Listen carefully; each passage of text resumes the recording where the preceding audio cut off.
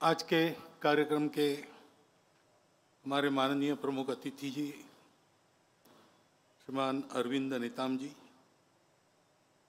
वर्ग के माननीय सर्वाधिकारी महोदय, विदर्भ प्रांत के माननीय संघचालक जी, नागपुर महानगर के माननीय संघचालक जी, उपस्थित विशेष निमंत्रित गण, नागरिक सज्जन, माता भगिनी एवं आत्मीय स्वयंसेवक बंधु,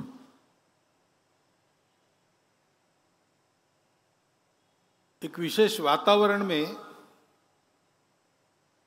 ये अपना समापन कार्यक्रम संपन्न हो रहा है।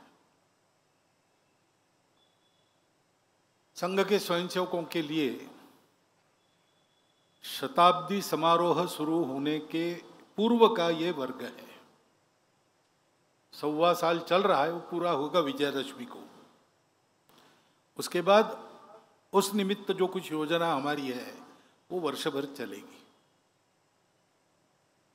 परंतु एक तात्कालिक वातावरण जो खड़ा हुआ है कुछ दिनों से देश में, पहलगाम में जो हमला हुआ, नृशंस हमला हुआ और हमारे नागरिकों को हमारे देश के अंदर आकर आतंकवादियों के द्वारा मारा गया, तो स्वाभाविक सबके मन में दुख था, क्रोध था और अपराधियों को शासन होना चाहिए इसकी उत्कट इच्छा थी। तो कुछ कार्रवाई हुई और शासन किया गया। इस सारे प्रसंग में अपने सेना की क्षमता और वीरता फिर से एक बार चमक उठी। रक्षा के विषय को लेकर जो तरह तरह के अनुसंधान हमारे होते हैं, उनका कारगर होना साबित हो गया। उनके पराक्रम के साथ निर्णय लेना और करने के लिए कहना, ये जिनका दायित्व है ऐसे शासन प्रशासन के लोग, उनकी दृढ़ता भी हम सब ने देखी।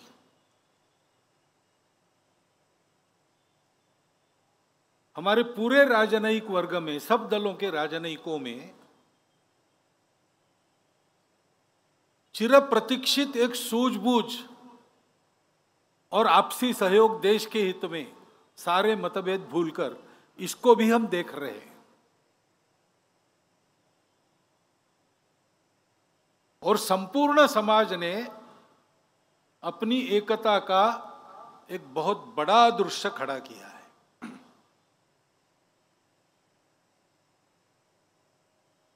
ये दृश्य अगर चिरस्थायी होता है,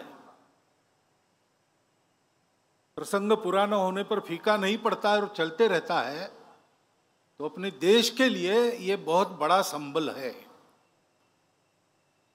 और इसलिए देशभक्ति के इस वातावरण में सारे मतभेद जैसे हम भूल गए हैं, आपसी स्पर्धाएं भूल गए, देश के हित में स्पर्धक एक दूसरे का सहयोग कर रहे, ये जो चित्र खड़ा हुआ है वो वास्तव में उत्तम प्रजातंत्र का दृश्य, ये आगे भी चलते रहना चाहिए, ऐसी सदिच्छा हम सबके मन में है। क्या होगा कैसे होगा कोई बता नहीं सकता, परंतु ऐसा होना चाहिए, ऐसा तो सबको लगता है। क्योंकि हम ये भी जानते हैं कि ये सब होने के बाद समस्या तो मिटी नहीं। टेढ़ापन जब तक कायम है,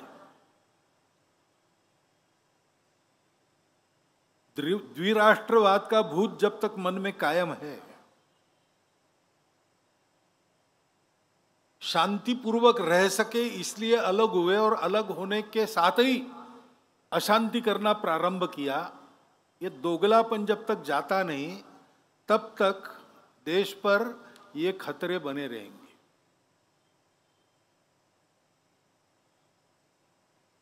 हम देखते हैं युद्ध के प्रकार भी बदले, आमने सामने लड़के नहीं जीत सकते तो 1000 कट्स की पॉलिसी, आतंकवाद को सहारा देकर उसके जरिए लड़ना,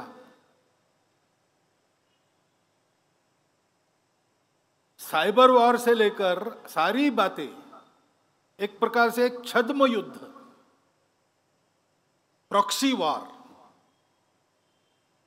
ये सतत चल रहा है। बार बार शासन करने के बाद भी, बार बार सारी दुनिया ने कहने के बाद भी ये बात जाती नहीं है। और युद्ध के प्रकार आजकल बदल गए। आमने सामने आकर लड़ना, जो जीतेगा वो सिकंदर, ये नहीं रहा। अपने घर में बैठकर ही बटन दबाकर इधर ड्रोन्स छोड़े जा सकते हैं। युद्ध की नई नई तकनीकें आ रही है।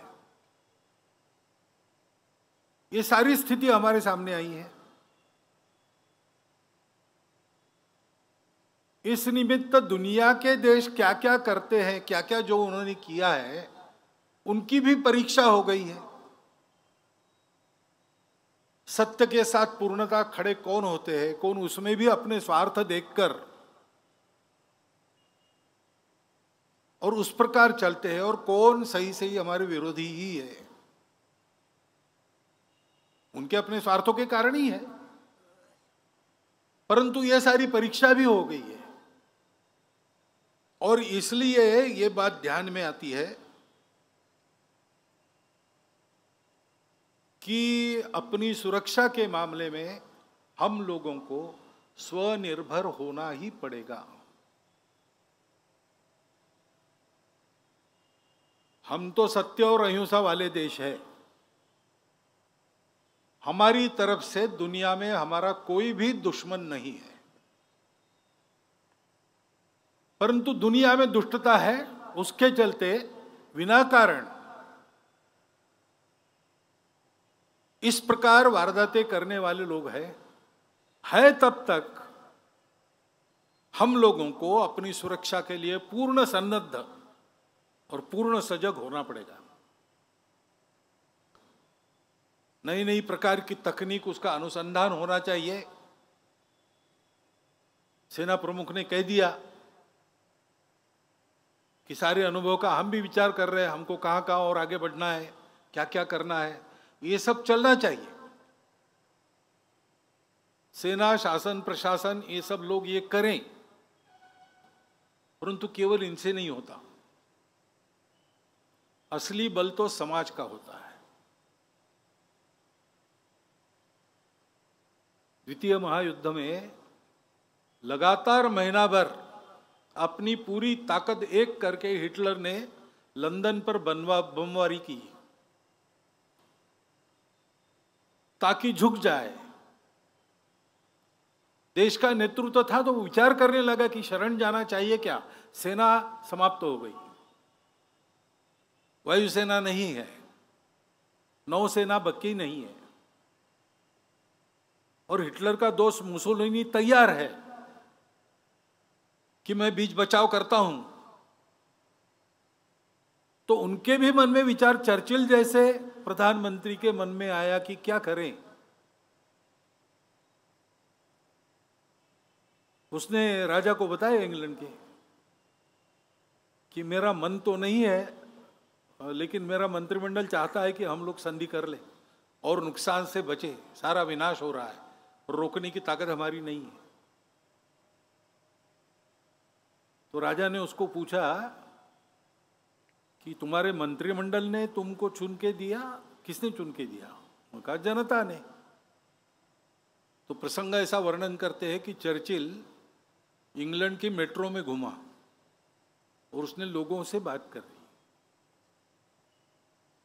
अब युद्ध क्या होता है, कितना नुकसान उठाना पड़ता है, कैसे संवार होता है, अपनी ताकत क्या है, ये कोई जानते नहीं। सामान्य लोग इसको नहीं जानते, लेकिन उनके मन में एक देशभक्ति है, तो वो चर्चिल को बताने लगे कि बिल्कुल शरण नहीं जाना, हम लड़ेंगे, गली गली में लड़ेंगे, हमारे पास कुछ नहीं तो बर्तनों से लड़ेंगे। वास्तव में ऐसा लड़ना पड़ता तो क्या होता, उसकी कल्पना उनको नहीं थी, लेकिन उनका नीति धैर्य ऐसा था।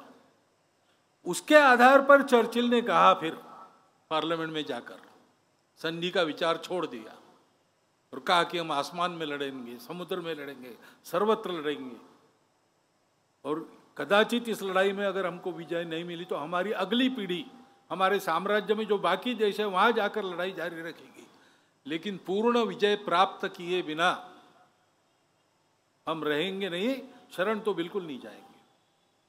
ये बल उनको कहां से प्राप्त हुआ?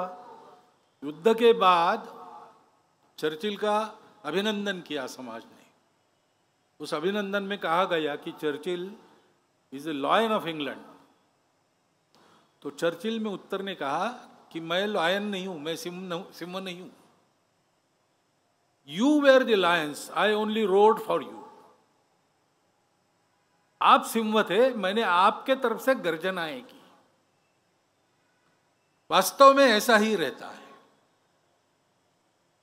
देश का असली बल उसके समाज का बल होता है,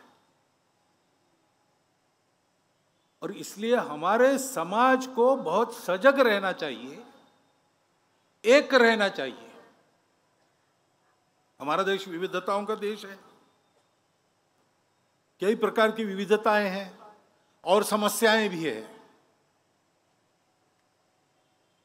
और कभी कभी एक की समस्या दूसरे के ध्यान में नहीं आती, एक के लिए लाभ की बात दूसरे के लिए नुकसान की होती है। इस सारे जंजाल में से देश के लिए एक निर्णय करना, एक प्रकार से चलना, ये बहुत कसरत हो जाती है, तार पर की कसरत। उसके चलते समाज में असंतोष भी रहता है, सब रहता है, ये स्वाभाविक है और वाजबी भी है। परंतु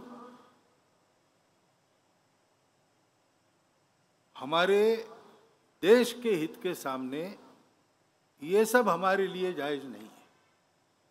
हर हालत में समाज के किसी वर्ग की किसी वर्ग से लड़ाई न हो, ये हमको देखना ही पड़ेगा। आपस में सद्भावना का ही व्यवहार रखना पड़ेगा। भावनातिरेक में आतताईपन करना, जहां आवश्यक नहीं वहां झगड़ा निकालना, प्रतिक्रिया में कानून हाथ में लेकर चाहे जो करना, ये ठीक नहीं है। किसी भी एक जमाना था जब हम परतंत्र थे, शासक हम में लड़ाई चाहते थे, वो उपद्रवियों का साथ देते थे, इसलिए जो निरपराध लोग थे उनको लड़ना पड़ता था। लेकिन अब हमारा शासन है, भारत का शासन है, भारत के संविधान के अनुसार शासन है। तो समाज का आपस का व्यवहार करते समय हिंसा करना, बिना कारण गाली गलौज वाली भाषा का उपयोग करना, प्रतिक्रिया में आके कुछ भी बोलना, ये सारी बातें हमको छोड़ देनी पड़ेगी। ठंडे दिमाग से विचार करके उकसाने वाले लोग हैं, विक्टिमहुड उत्पन्न करने वाले लोग हैं, भड़काऊ भाषा उत्पन्न करने वाले लोग हैं, इन सबके चंगुल में नहीं फंसना। अपने स्वार्थ लाभ के लिए समाज में इस प्रकार की फूट झगड़ा चाहने वाले भी लोग हैं, और इस प्रकार का फूट झगड़ा हो तो भी सदियों से हम एक रहेंगे, ऐसे ओवर कॉन्फिडेंस में भी अपने स्वार्थ के लिए थोड़ा असंयम करने वाले लोग हैं। हमको ये नहीं करना चाहिए। एक दूसरे के साथ सद्भावना, सदाचार, सद्विचार और सहयोग करने की आवश्यकता है, क्योंकि हम सब लोग इस देश के अलग अलग भाषाओं के बोलने वाले, अलग अलग देवी देवताओं की पूजा करने वाले, अलग अलग खान पान रीति रिवाज वाले, अलग अलग हित संबंध आज जिनके उत्पन्न हुए विविधता के कारण, ऐसे हम सब लोग, हमारी जड़ें तो एकता में है, विविधता में नहीं है।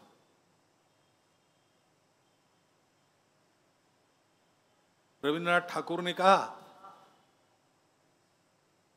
कि विविधता में एकता का परिचय देना और एकता के आधार पर विविधता का समन्वय करना सिखाने का काम ही भारत का प्रमुख धर्म, प्रमुखता से धर्म है।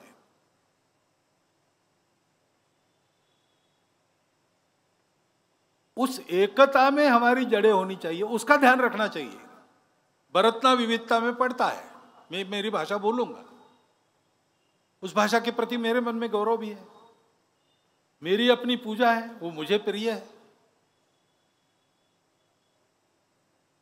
ये सारी बातें मेरी विशिष्टता है, मेरे लिए बहुत प्रिय है। उनका रक्षण करना है, सब करना है, लेकिन इन सब के ऊपर हमारी सबकी एकता है। ये सारी विविधता होने के बाद भी देश के नाते हम एक हैं, समाज के नाते हम एक हैं। एक ही सनातन संस्कृति का प्रवाह हम सबके आचरण को निर्धारित करता आया है। ऊपर की जो बात है सभ्यता की, कपड़े, नाच गाना, भाषा भूषा, भजन भवन, भ्रमण भोजन, वो विविध प्रकार का है, लेकिन जो मूल्य व्यवस्था है वो हम सबकी समान है।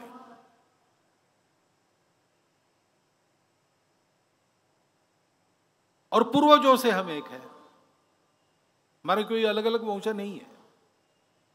ये भ्रम पैदा किया गया है अंग्रेजों द्वारा। हम सब एक है, हमको विविध प्रकार के लोगों को एक नहीं होना है। हम एक है, हम भूल गए थे हम एक है, हमको एक होना है।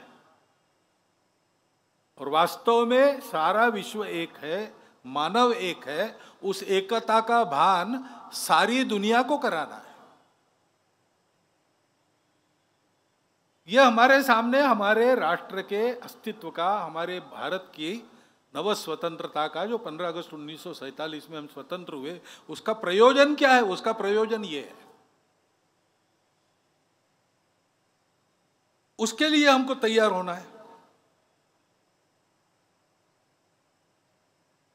विविधताओं को संभालते हुए, उनका स्वीकार करते हुए, उनका सम्मान करते हुए, एकता पर सबकी दृष्टि लाना और उसके आधार पर विकास का पथ मानव जाति का पुनर्निर्धारित करना, इसका उदाहरण भारत को दुनिया के सामने रखना है। दुनिया को उसकी आवश्यकता है। और इस दृष्टि से अभी जो बातें हमारे अतिथि महोदय के द्वारा रखी गई वो बड़ी महत्वपूर्ण है। हम सबको उसका विचार करना ही है। हम तो कर ही रहे संघ के लोग। विकास और पर्यावरण का विरोध क्यों होना चाहिए? दोनों साथ साथ चल नहीं सकते क्या? चल सकते हैं, लेकिन एकता का विचार मन में रखकर सारी योजना बननी चाहिए।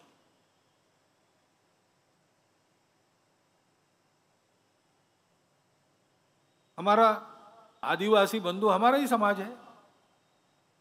हमारे समाज में अनेक देवी देवता है। आपने कोड की बात करते समय कहा इतने सारे हैं, बराबर है। ये सब होने के बाद भी समाज के नाते हम एक हैं।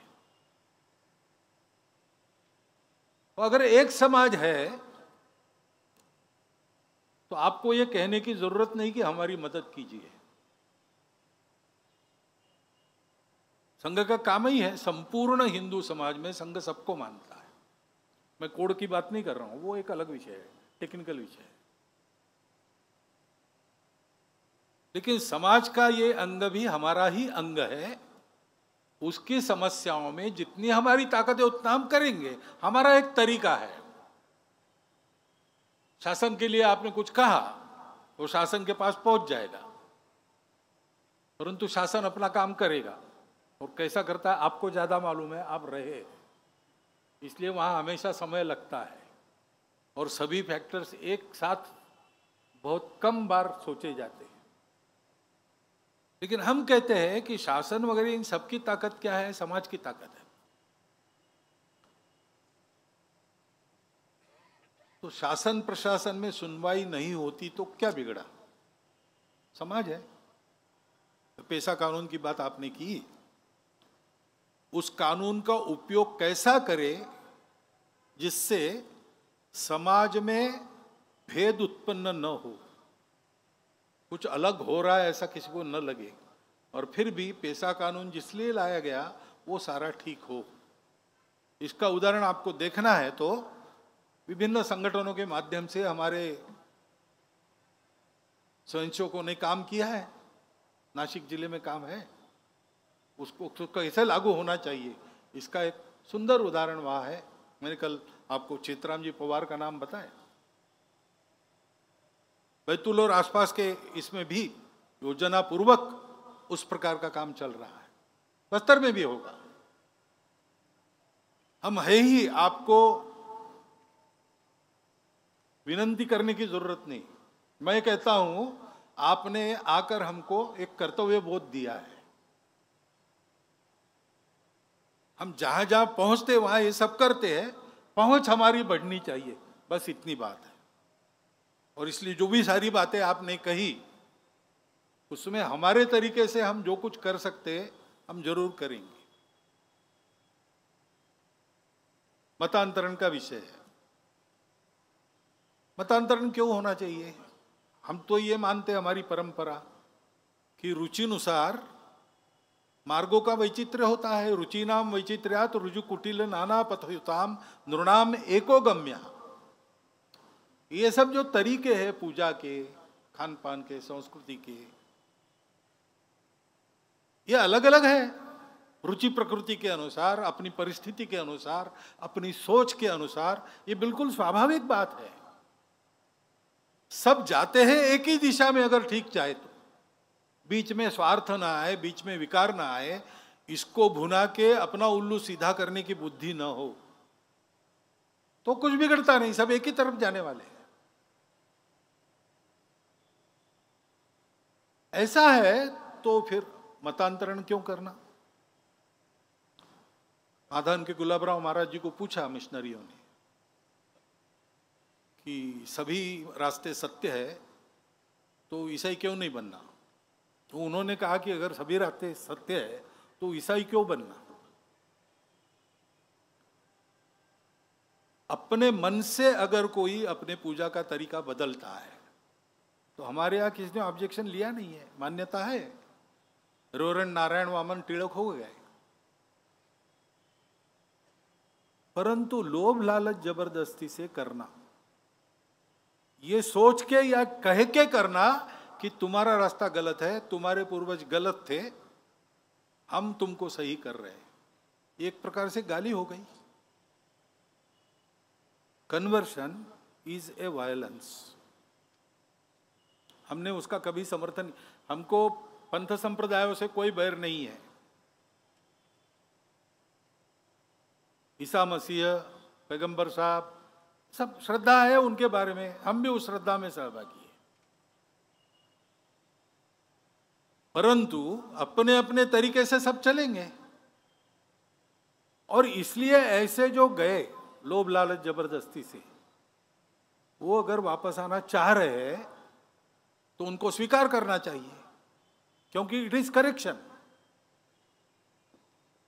और इसलिए इन सब बातों में हम आपके साथ हैं। आदिवासी समाज कोई अलग समाज नहीं है। मैं तो कई बार कहता हूं कि हमारी संस्कृति जो जन्मी वो जंगलों और खेतियों में से जन्मी। इसलिए आदिवासी समाज हमारा मूल है। उनकी अपनी भाषाओं में जो तत्वज्ञान वो बताते हैं वो नासदीय सूक्त के पास जाता है। पर्यावरण के प्रति मित्रता, सब जगह पवित्रता देखना, पेड़ पौधों को पूछना, निसर्ग की पूजा करना, ये भारत छोड़ के कहां परंपरा है? ये भारत की परंपरा है। हम आज अपने आप को हिंदू कहते, हिंदू बने हैं, कहां से बने? वहां से बने हैं। और इसलिए अपने समाज का एक अभिन्न अंग मान के हमारी शक्ति पूरी लगाकर और हमारे अपने तरीके से हम समाज के बल के आधार पर काम करते हैं। हम काम करेंगे और ठेका तो हम लेते नहीं। हम काम करेंगे, यानी हम और जिनके लिए काम करना है वो सब मिलकर करेंगे। क्योंकि काम होने का तरीका यही रहता है, अपना भाग्य अपने को बनाना पड़ता है। नेता, नारा, नीति, पार्टी, अवतार, सरकार, विचार, महापुरुष ये सहायक हो सकते हैं, लेकिन 10 कदम हमको आगे जाना पड़ता है, तब 5 कदम ये पीछे आते हैं। ये आज की बात नहीं कर रहा हूं मैं, ये हमेशा ऐसे होता रहा है। सारे परिवर्तनों का कारण समाज है, और इसलिए अपने आचरण से, अपने उदाहरण से समाज में परिवर्तन का वातावरण उत्पन्न करना, ताकि समाज खुद अपना परिवर्तन करे, तो फिर नीतियों में परिवर्तन आना अवश्यम भावी है। धैर्य रखना पड़ेगा, अपना स्वतंत्र देश है, अब ये अपना समाज है। 1000 साल तक हम पारतंत्र में रहे, इसलिए हमको लड़ने की आदत हो गई, बगावत करने की आदत हो गई, तब वो आवश्यक था। लेकिन अब अपने लोग हैं, कभी कभी भूल जाते हैं अपनापन, तो भी धैर्यपूर्वक प्रतीक्षा करके अपने आप को ठीक रख के अगर ये किया जाए तो ये परिवर्तन आएगा। हमने गीत में भी कहा आपके सामने, निश्चित होगा परिवर्तन, क्यों? जाग रहा है जनगण मन। इस जनगण मन को जागृत करने वाला वातावरण बनाने का काम करने के लिए एक देशव्यापी कार्यकर्ता समूह का निर्माण करना, ये संघ का कार्य है, और वो हम कर रहे हैं। हम अपने पद्धति से करते हैं, अपने बलबूते करते हैं, किसी को पुकारते नहीं मदद के लिए, अपने आप जो आ जाए उसका स्वागत है, सबकी मदद करते हैं। इसलिए हमारी गति थोड़ी धीरे रहती है, हम उसको बढ़ाएंगे, लेकिन साइकिल की गति कार की गति जितने नहीं हो सकती, और जो हमको करना है उसके साइकिल ही चलानी पड़ेगी। लेकिन मैं विश्वासपूर्वक ये कह सकता हूं कि हम सब मिलके अपना भाग्य संवारने में लग जाए तो इन समस्याओं का निदान निकलेगा, ठीक से निकलेगा। धैर्यपूर्वक सतत प्रतीक्षा करते हुए काम करना पड़ेगा, और ऐसे सब कामों में हम सबके साथ हैं, हम हमेशा साथ देंगे, क्योंकि संघ इसी के लिए है। ऐसे कार्यकर्ता तैयार करने का प्रशिक्षण इन वर्गों में होता है। 98 साल से नागपुर में ये वर्ग हो रहा है, 27 में शुरू हुआ, समय के साथ बड़ा भी होता गया, स्वरूप भी तरह तरह से बदलता गया। लेकिन देश भर के ऐसे कार्यकर्ता इस वर्ग में से खड़े होते हैं, और उनके करने में से देश का वातावरण बदलता है, जिसका अनुभव आपने लिया है। 1925 में संघ स्थापना के समय समाज का मन कैसा था, वातावरण कैसा था, और आज संघ के 100 साल पूरे होते होते संघ के संदर्भ में समाज का मन कैसा है, वातावरण कैसा है। 4 दिन में हो हल्ला भड़का करके और कुछ कर दिया तो वो 2 दिन में समाप्त हो जाता है। सावरकर जी ने एक बार कहा था संघ के कार्यक्रम में आकर कि हम लोग काम करते हैं, हमारा काम मूसलाधार वर्षा जैसा है, आएगी बदाबद बरसेगी, 2-3 घंटे में और सब इधर उधर हो जाएगा और चली जाएगी। वो पानी भी बह जाता है, वो आर्द्रता भी सूख जाती है, उसका फायदा नहीं होता वृक्षों को, फसल को। आपका काम कैसा है, बूंद बूंद वर्षा होती है, वो जमीन में पड़े बीज को पोषित करती है, सोए हुए बीजों को अंकुरित करती है, और उसमें से फसलें खड़ी होती। संघ का तरीका ये है। इसलिए थोड़ा कभी लगता है कि आपने करना चाहिए, हम करेंगे, जरूर करेंगे, कर रहे हैं। वास्तव में आपने जो सारी बातें कही उसके लिए आपके सामने ही मैंने अपने कार्यकर्ताओं को कहा, हमको अलग से कमेटी बनानी नहीं पड़ती, हमारी कार्यकारिणी सब स्तर पर है, और सौभाग्य से संघ की सब कार्यकारिणियाँ सक्रिय लोगों की कार्यकारिणी रहती है, नाम की नहीं रहती। तो उनके साथ जैसे मिलना जुलना होगा, बातें आगे बढ़ेगी। तो आपको बिल्कुल डरने की आवश्यकता नहीं, हम सब है, साथ है, और हम सब ये करेंगे। परंतु ये सारे समाज में करना है, और सारे समाज में करना है तो इन बातों को अपने जीवन में चरितार्थ करने वाले, समाज के साथ निरतिशय प्रेम रखने वाले, मन में बिल्कुल भेद न रखते हुए सबको अपना मानने वाले चारित्र्य संपन्न कार्यकर्ताओं की आवश्यकता है। और वही कार्यकर्ता निर्माण का काम संघ कर रहा है। उसका एक नमूना आपने यहाँ पर देखा है। मेरी प्रार्थना यही है कि ये काम केवल संघ का नहीं है, हम सबको मिलकर अपना भाग्य बनाना है। अपना भाग्य ने, हम सबका भाग्य ने हमारे देश का भाग्य है, उसको संवारने के लिए काम चल रहा है। और इसलिए दर्शक की दृष्टि, कौतुक की दृष्टि केवल इससे नहीं होगा, प्रत्यक्ष सक्रियता की आवश्यकता है। अधिकाधिक सहभाग संघ के स्वयंसेवकों के साथ, देश हित में संघ के स्वयंसेवक जो काम करते हैं उसमें आप सबका रहे, एक अनुरोध मैं आपके सामने रखता हूं और मेरी बात पूरी करता हूं।